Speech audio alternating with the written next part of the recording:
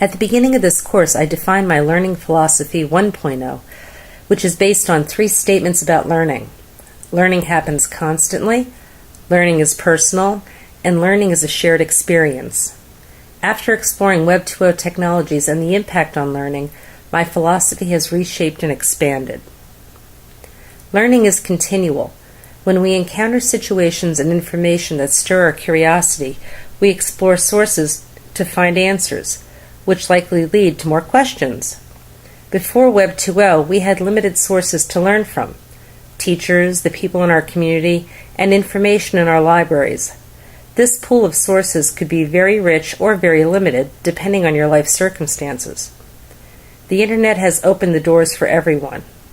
With Web 2.0, anyone with Internet access, be it their personal smartphone or the computer at their public library, has access to a deep pool of information to people from all walks of life with all manner of experience, as well as education professionals with multimedia tutorials.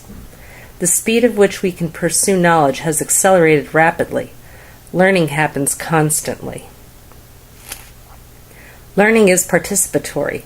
It is more than just a shared experience, it is an exchange of ideas. We learn from the experience of others, be they teachers, professionals, or anyone who has experienced what we are seeking information about. The line between teacher and student is blurring. Learning is not just something a student does, rather it is something we all do, and with the resources at our fingertips, we can do it at our own pace. It is also available to virtually anyone without the barriers of tuition and limitations of enrollment criteria. In the same way, we are all teachers. In our experience and results from learning, we can help to inform others. One person may be able to explain a concept in a more meaningful way than another. Learning happens when we share and collaborate. Learning is an individual pursuit. We all learn differently, which causes us to learn at different paces. With the ability to reach out to others, to collaborate and to share, and to create unique material, we can self-direct our paths. Self-directed learning is, perhaps, the most important aspect of 21st century learning. Students usually understand their learning needs better than anyone else. If we can learn to tap into the sources and support available to us, we can help ourselves in solving our differentiated learning needs.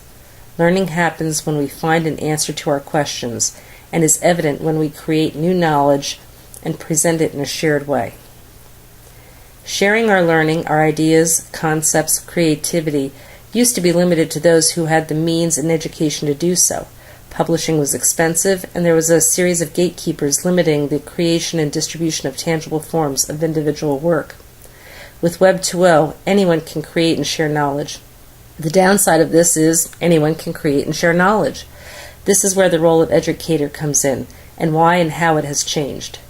Despite the vast wealth of information, resources, and tutorials available on the Internet, a formalized education is still necessary. It is the content and delivery that is changing. Rather than lecturing material, testing on facts, and promoting based on standards criteria, educators need to help students develop critical thinking and assessment skills. We need to help students learn to evaluate information by comparing sources, analyzing opinions, and researching opposing concepts.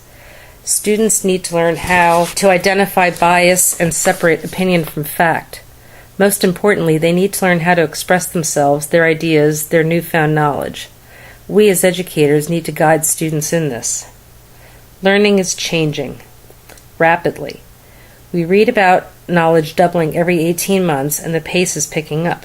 We can no longer rest on what we know. Instead, we have to be open to new ideas and concepts. Included in this change of knowledge is the way we educate.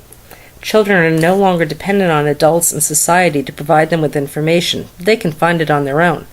They have access to the Internet, often unsupervised. It is our job to help them find better information, assess what they find, and learn to communicate it properly.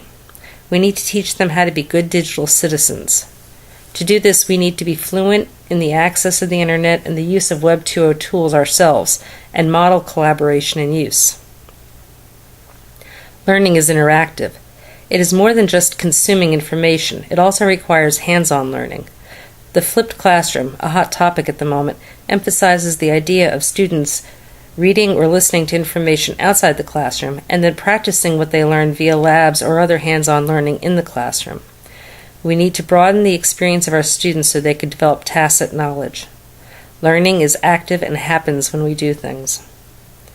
Learning happens when we share, collaborate, create, contribute, and participate, as evident by the growth and change in knowledge.